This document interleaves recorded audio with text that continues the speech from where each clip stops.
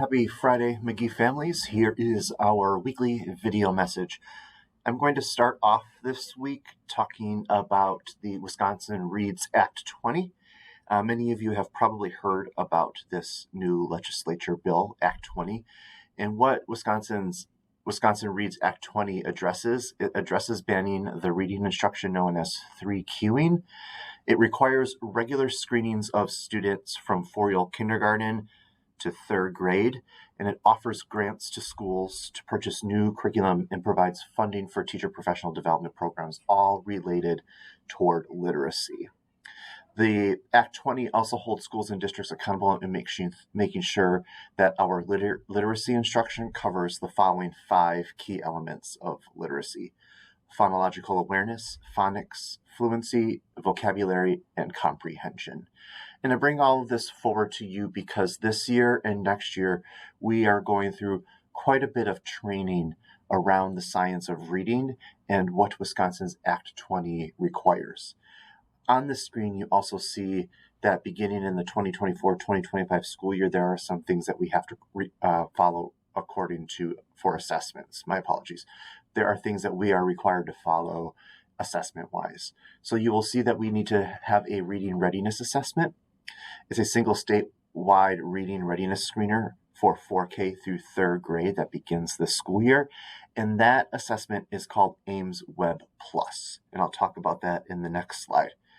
What you should be familiar with is that 4-year-old kindergarten will be assessed with Ames Web Plus 2 times a year. And then kindergarten through 5th grade takes Ames Web Plus 3 times a year. And with Ames Web Plus, there is a reading readiness screener and a mathematics readiness screener that is being taken. We have to follow a 45-day rule, which means before the 45th day of school or 45 days before the last day of school, we have to have our assessments complete. And then finally, the Ames Web Plus assessment then helps us understand which learners may need additional support through classroom instruction or through interventions in reading and math.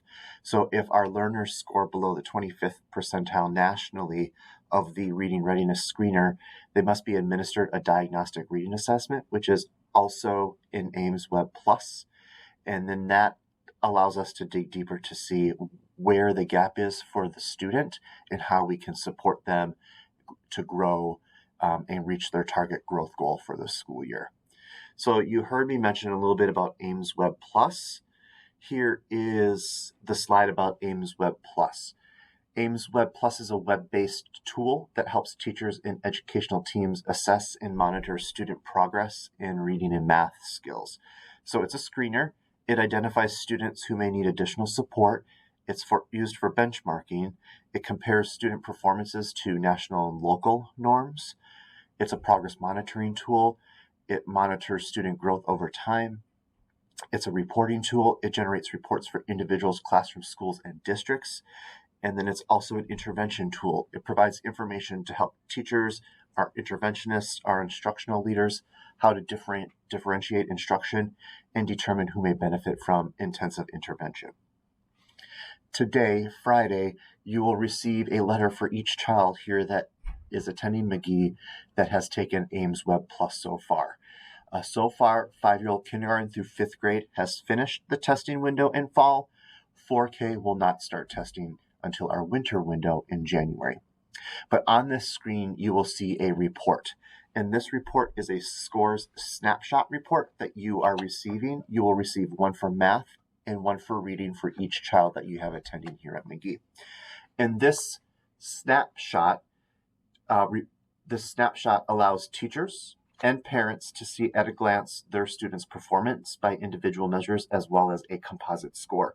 And this is often shared to communicate student performance during parent-teacher conferences. The report provides a brief narrative description of performance by measure and includes a recommendation regarding the intensity of instructional need. So this report also charts the fall, winter, and spring benchmark scores and describes student growth relative to the national average. So now you see up on top, you'll see the types of assessments that the students took and how they performed on that assessment nationally. And then below that, you will see the areas of assessment and where there may be more practice and support that the student needs. On the bottom, it will show you the fall score this time around, and then in January, after that testing window, you'll have 2 dots on this graph, and then by spring you'll have 3. So you'll get to see how your child is growing throughout the year when you access this report. This is something important to remember. This is just one snapshot of a student in the classroom. And depending on how that day is for the student can depend on how they assess. So when you come to parent-teacher conferences on November 4th, if you have any questions about this report, you can ask the classroom teachers. They will also talk about other ways that they're supporting the student and how your student is doing in class. Along with that, we talked about goals. And on the score snapshot that will be coming home for your children or child, you will see in the top right corner it says Spring Performance Goal. Okay? And that spring performance goal is a target growth goal for that child. And it would be for your child. So when I talk about school goals for this school year, Ames Web Plus is going to be our data warehouse that allows us to set our annual school goals for student growth and achievement. And each year we set our reading and mathematics goal for our school. This year, our goals are as follows. By the end of the 2024-2025 school year, we will see 95% of our Magee learners reach their target growth goals in reading. So when you look at the score snapshot, there's going to be a target goal in the top right corner, and that's where we would like to see your child reach by the end of this school year. And then by the end of the 2024-2025 school year, we will see 95% of our Magee learners reach their target growth goals in mathematics. Now you're going to see Ames Web Plus here. That's going to help us identify if a student has met that goal, and iReady. And iReady is a tool that staff are using to differentiate small group instruction and to help fill the gaps of instruction that students may have in their grade level content. Our goal this year is around growth. Magee has high achievement when it comes to academic content, and when a student is a high achiever, growth tends to slow down. So our focus is really this school year is to keep our achievement where it's at and make it go a little bit higher, but really make sure that each student is growing at that pace that they need to be growing each school year. The iReady reports will actually be available for you to talk at conferences with your child and children's classroom teacher. If you have any questions about the school goals or Ames Web or iReady, please feel free to reach out to me. You can also talk to your child's classroom teacher, as I am attending the same trainings as the teachers are as well. So as a reminder, Halloween at Magee is coming up. There are 2 celebrations that we have at Magee for Halloween. The first is the Monster Mash that is during the Fall Book Fair. That is the evening of October 24th from 5 to 7 p.m. There has been information posted on Facebook, and there is actually a marketing image here on this slideshow for you as well for the details of the event. Doors will unlock at 4:45 on the 24th. The second celebration we have is on October 31st, and please be aware that on the 31st, costumes cannot have blood, a mask, toy weapons, or be a distraction from learning throughout the day. On the 31st, we will have a short parade through the building, and if weather permits, through the playground. The parade will end in classrooms, where classrooms will have a Halloween classroom celebration. We ask that younger siblings are not part of the parade or the classroom celebrations, since this is taking place during the school day. The parade begins at 1:45, and classroom celebrations will begin around 2.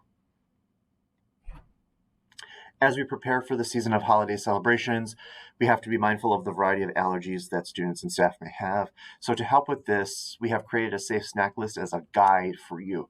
So this is a guide. It's just to help everyone practice really looking at the labels of food, and then also knowing which products may or may not contain those allergens. So this snack list is linked under this video message in the e-newsletter. Remember, what is most important is always check and double check those labels, because something may say it's nut free, but it's processed in a non-nut free facility. Check with the classroom teacher and or our health room to know what allergies to look out for in your child's specific classroom. And remind your children to not share their food or snack. As I mentioned, the safe snack list that we provide is a guide, and we just want everyone to make sure that you're checking the nutrition labels to make sure that the allergens are not there. So thank you for being that attentive with this. So what's happening? What's coming up? Save the date. We have our Fall Scholastic Book Fair, October 21st through the 25th. That starts on Monday. They've actually been setting up the book fair today, and things will be ready to go on Monday. Don't forget free admission to our Magee Monster Mash on Thursday, October 24th from 5 to 7 p.m. We're going to have a dance party with a DJ. There's going to be lights and fog. There's a kids' costume contest. There's a science table, temporary tattoos, plinko and prizes, and then a spooky photo op. Plus, you get to shop the book fair at that time. We will have Mr. P's food truck and cotton candy, sponsored by Carini's Electric, and that cotton candy and Mr. P's food will be available for purchase. We hope to see a lot of people show up. It's always a well-attended event, and the kids have tons of fun. So we hope to see all of you there. And thank you to the PTO for getting sponsorships to make sure that this event is free for everyone. And don't forget, your children must be accompanied by an adult. Don't forget our photo retake day is Tuesday, October 22nd. That's this upcoming Tuesday. On October 29th, we have our Scoopy Night at Culver's. So come to Culver's in Wales from 4 to 7 p.m. and 10% of the proceeds from what you purchase goes directly back to Magee. And there will be staff and myself there delivering the food to you to enjoy. The sign-ups for the sign-up geniuses, my apologies, have gone out today for our November 4th parent-teacher conferences.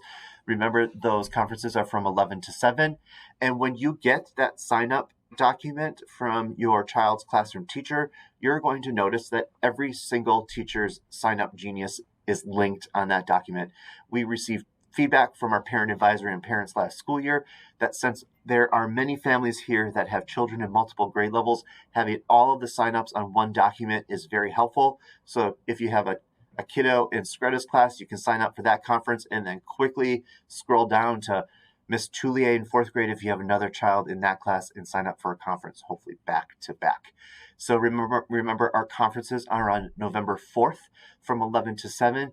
If you do not see a time that works for you on November 4th, please work with your child's classroom teacher as they can set up some times during a Thursday afternoon early release to meet with you.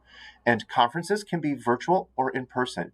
You choose. If you want the virtual option, please let your classroom teacher know and they will get you a link. Here are our upcoming October events. I talked about a lot of them. We have our Fall Book Fair next week, our PTO Monster Mash on the 24th, Culver's Scoopy Night on the 29th, and then our Halloween Spirit Day here at Magee on the 31st. In November 1st, there is no school. Please remember that we have professional learning around Act 20 in the science of reading.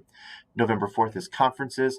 November 8th is our PTO meeting at 9 a.m. November 26th is our Fine Arts Day, which you're invited to join. And then, of course, November 27th through December 1st is that fall break to celebrate Thanksgiving. That is all that I have for you this week. I know it was a lot of information. This video was about 13 minutes. I appreciate you taking the time to listen. If you have any questions about what was presented to you this week, please don't hesitate to reach out. Have a wonderful weekend. It's supposed to be sunny in the 70s, and I look forward to seeing everyone on Monday. Take care.